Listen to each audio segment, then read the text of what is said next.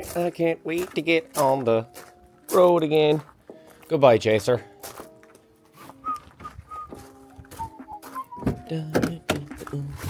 Oh! I'm getting the hang of this thing. So, morning vlog. You will have seen David's morning routine, and now you're going to see mine, which is a lot of the same. Wake up in the dark and rain, drive to a cold wet garage, work on some cars, drive home in the dark and the cold and the rain. Step number one in my routine, coffee. Don't care where it comes from, don't care what it looks like. If it's brown and it's in a cup, I'm gonna drink it. So, coffee got, and now I'll turn this off before I get banned off YouTube for copyrighted music. The one thing I'll say about this country is that if you are seen videoing yourself in public, you are considered to be 100% mental and a possible case of having notions. It's not really a done thing here. Now, David, this is the part where you insert some elevator music. Do do do do do do do do ba ba ba ba ba wow wow. Back. Oh. Okay. So let's see if I'm able for this vlogging thing here on my own. So I'm just going to talk to myself for a while until David gets here.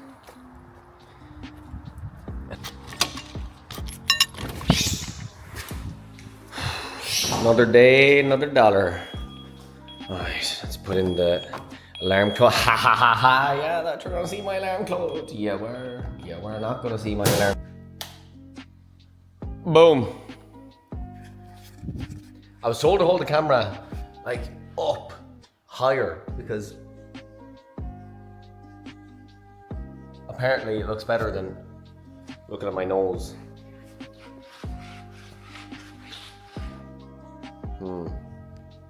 Maybe he's right. Okay, E30 is inside. So job number one for today is to get the E30 up on the lift and checked over, see which bearing has gone in it, and also make a list of what I have and what I do not have. So let's start from there. Boom! Copyrighted music pause on the ball here. So when you're working on a E30, you don't just open the bonnet. You got to take it off completely. So it gives you good access to the engine. There may be a slight change in video quality today because David's on the spanners. Okay, so switch cleaned up, tested, and connections cleaned, making good contact, but still no jive with the sunroof. So sunroof motor out. As you can see, it's a little bit crusty. It's probably just seized up, so let's get it apart and see what it's like inside. Oh, it's not terrible, Olivia! Oh, God. I'm trying here, right? But there's no way I can video me taking this motor's ghost. There's no way I can video me taking this motor apart and get my face in it unless I do it like this. You're way too close. That's the problem. Yeah, but if I'm far away, then you can't really see what I'm doing. Do you get me? They will, like, yeah. When that broke, and just go right up to it and be like, or like the makeup artists, they do that. Similar to the girl, they're taking a picture and they're like, kinda. I come with gifts. Kneel down, Pat. Oh, they're cream though. Kneel down. You just come in, just frame the shot and then I can work with it. That's good.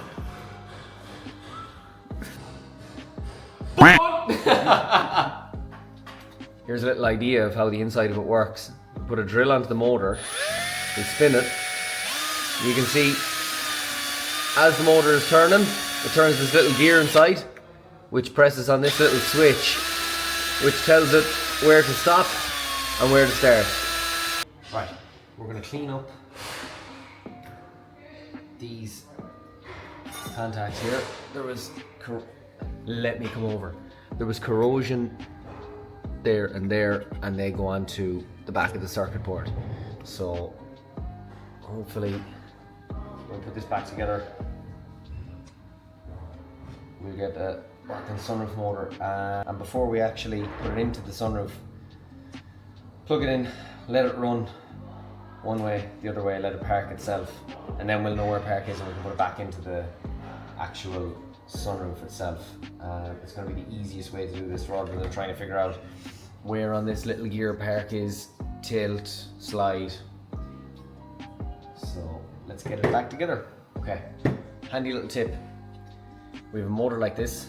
We're not sure if the motor actually works.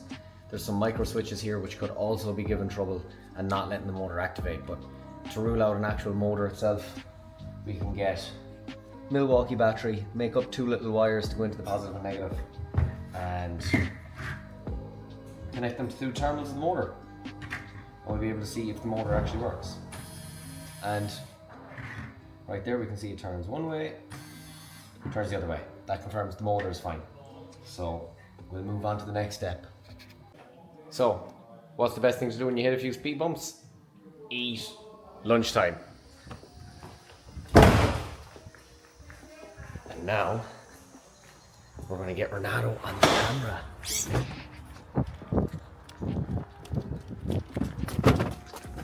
Well, Paul. Fuck you. All the single ladies on. You. Why did you choose that song from every other song? Because it's the only one that came up. So, more problems. The sunroof has turned into a bit of a job. So it turns out not only is the motor an issue, but the tracks in the roof are also an issue, and the sunroof is seized, which means it needs an entire new sunroof. So that's a job for later, but there's been an issue with the fuel gauge not working properly, and we take out the fuel pump and we find out that, first of all, there was a return out at the top of the fuel pump, which is a thing you have to do when it comes to an engine swap in these, because the original Altezza engine, also ICE200 engine, which is 1GFE, have a returnless fuel system, and the likes of an SR20, 7MGT, 1JZ, all these run a return fuel line. So this gets added in, and it's fine as long as it's sealed, but when it's not sealed up and it pisses fuel out the top of your fuel pump, not ideal. And then we also have the wiring. So no, let me see if I can make this out here. I'll do a little bit of the wiring is not fantastic. So we have wires for the fuel pump and the fuel gauge twisted together, wrapped in tape, left on top of the fuel tank where it gets damp, and now the wires have all corroded, the fuel gauge has gone mental, even the pins in the plug are corroded. So another mess to tidy up. Let's get at it. Okay, so we've started with the repair on the wiring. Heat shrink all the wires individually, and then larger heat shrink to go over them. Now, when it comes to repairing a wiring loom like this, or anywhere on a car, never use a soldered connection, because cars are high vibration, and when it comes to soldering a wiring loom, if you solder this connection, either end of the solder joint becomes a point where it's brittle, and it will fail. With the vibrations, it will fail. Nowhere on a car should you use solder in the loom. Maybe on the ends of terminals, battery connections, things like that, where there's a heavier wiring and there isn't as much chance they're going to move. Wiring looms like this, do not solder them, because you are asking for trouble. And when you solder a connection on a wiring loom and then it does eventually fail, finding it is a nightmare. So that's a top tip. Right, so here we have fuel pump is in, gauze is cleaned up in it. The return line is back on, sealed up properly. Feed is back in, wiring loom, all connected, nice and neat and tidy. Now, let's see if the proof is in the pudding. Here we go. First time, oh, I'm gonna wreck the gimbal here now. First time. Oh yes, look at that. An actual working fuel gauge. It's the simple things, you know? The simple things. We're here, it's late. Today we are working the night shift. The camera has made a reappearance. So, to be fair, there's been a lot of work done to that car. There's no way he would have, the difference of that car, all the work done, he would have not even considered keeping the car. Yeah. He drove, like, I was gonna say he drove in, no I didn't. It got dropped off. he brought it in on a trailer. It got dropped off to, he's working what? They said 2 or 3 in the morning? He's working at 2 o'clock in the morning now. Yeah, 2 o'clock in the morning, and he's, after leaving like half an hour ago, just standing looking at the car, talking about the car. And he said he's probably not going to sleep tonight. Yeah. And, He was like, can I bring the car now? I'm going to call in sick. that says a lot, like. Yeah. The fella working early in the morning and you're there like, man. Makes it worth it, no? No, it definitely did. 100%. Yeah, that was a good one. There was a lot done there, like. There was a lot done, and like I've only worked on the car a week and 2 days. That's the only, a week and 2 days. And they'll see from the previous vlog, the before and afters. Oh yeah. I'll be editing that. Be starting it tonight. It'll probably be uploaded by tomorrow. That's going to be a good one. At some stage. That's going to be a good one. Yeah. So let's go inside and I'll show you what we had to do to get this sunroof working. And hopefully, because I've been on the camera today while David is doing some mad M5 interior swap. Soon be for sale. In fairness, you've spent the entire day. The interior is going back together properly. You haven't thrown it in like. I'm not rushing. No. Because like BMWs, the interior is never really rattling them, so there's no point in fucking ruining a nice car. Okay, so and look, I'm holding the camera up.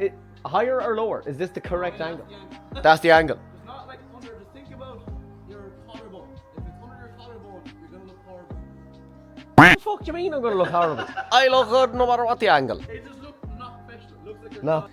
Okay, my arm is getting tired. My arm is getting tired holding it up this high. But anyways, we're doing this for you, the fans. So, sunroof is tilted as requested by the customer. It does. I know I was like, is it actually worth all that work? But it actually does. It does make a good difference to the car. And to fix it, all we had to do was replace the entire sunroof. So, yeah, small job. It started with the connections on the switch, as you've seen, being corroded. Cleaned them up, checked the switch was working.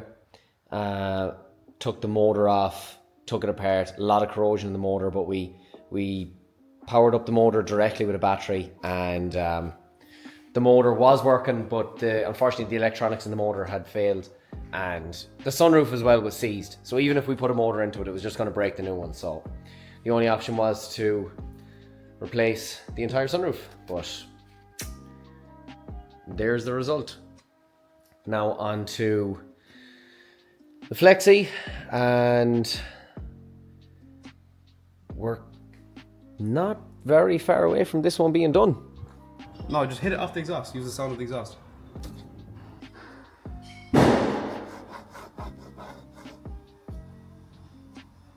The SR20 Altezza is officially off the lift. I'm finished my second big build. David is finishing his First ever SE to M Sport conversion. first and last. Yeah. No, they've seen enough of the car dirty. Yeah, but I don't think they need to see the process of actually anyone. No, they know what it, yeah. They know what They need to cleaning a see car it, like is. at its full. Like they haven't seen every corner and inch of the car. Yeah. So Cool Park is close to us. It's only past Mexico. Just the other side of Mexico. There's a wee slab in between here and Cool Park. It's the other side of that slab. And what day is this? Wednesday? Wednesday. Yeah, it should be quiet. Wednesday, yeah. We get a corner set up and try to get a few shots on the unit. Mint.